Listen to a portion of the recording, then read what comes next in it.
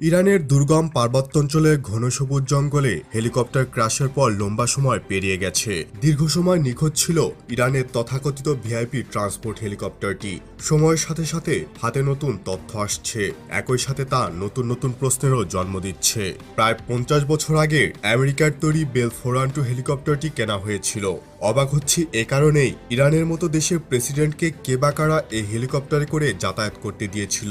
ইরানের president, foreign minister সহ senior government অফিসিয়ালদের নিয়ে ফ্লাই করা হেলিকপ্টারটি ছিল 50 বছর আগের বেল 412 হেলিকপ্টার। এই কথা আমাকে অবাক করেছে। আমি ধরে নিয়েছিলাম যে ক্র্যাশ হওয়া হেলিকপ্টারটি নিশ্চয়ই MI-171 হেলিকপ্টার হবে, কারণ MI-171 হেলিকপ্টারটি ইরানের সামরিক বাহিনীর সবচেয়ে বিশ্বস্ত শাখার দ্বারা নিয়ন্ত্রিত হওয়ার পাশাপাশি এই হেলিকপ্টারগুলোকে অনেক ভালোভাবে মেইনটেনও করা হয়। তাছাড়া এই হেলিকপ্টার অর্থাৎ MI-171 বিপজ্জনক আবহাওয়াতেও খুব দারুণ কাজে দেয়। অথচ ইরানের প্রেসিডেন্টকে তার প্রোটেকশনের ডিটেইল, ফ্লাইট ক্রু তুলল কিনা বেল 412 হেলিকপ্টারে। অবরোধের ধাক্কায় যার কিনা স্পেয়ার পার্টসের কোনো ঠিক ঠিকানা আছে বলে মনে হয় না। এরপর আসে আবহাওয়ার পূর্বাভাসের বিষয়। এক্ষেত্রে আবহাওয়া পূর্ব থেকে অনুমান না করতে পারলে ফ্লাইট প্ল্যানের দায়িত্বে থাকা ব্যক্তিদের আপনি কি বলবেন? যদিও তাদের দোষ দেওয়া মুশকিল, কারণ পাহাড়ি অঞ্চলে কখনো আবহাওয়া ঝকঝকে থাকবে, আবার কখনো কুয়াশা আর বৃষ্টি দিয়ে আঁধার করে ফেলবে। এটা বোঝা খুবই কঠিন।